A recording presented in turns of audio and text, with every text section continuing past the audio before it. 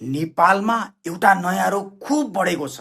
हाटाप हाजिर गर्यो, टाप कस्यो।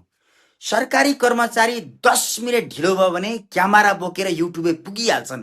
जनताको काम गर्ने मान्छे कहाँ छ? समयमा कार्यालय किन आएन? लौ देश लुटिसक्यो जस्तो। दिउँसो एकछिन कार्यालयमा हाकिम भेटिएन भने फेरि अर्को भिडियो, सरकारी कर्मचारी कहाँ हराए?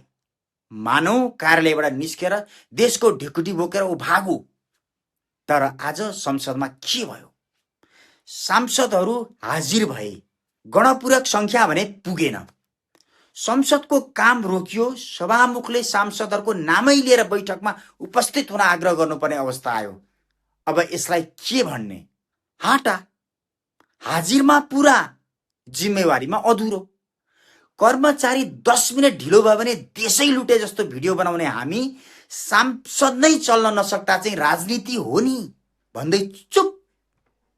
कर्मचारीको हाजिरी हरेक दिन गन्ने, सांसदको हाजिरी चाहिँ 5 वर्षमा गन्ने।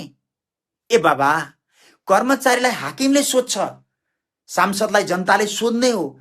तर कर्मचारीलाई सोध्न भोलिपल्टै पाइन्छ, संसदलाई सोध्न फेरि चुनाव कुर्नुपर्छ।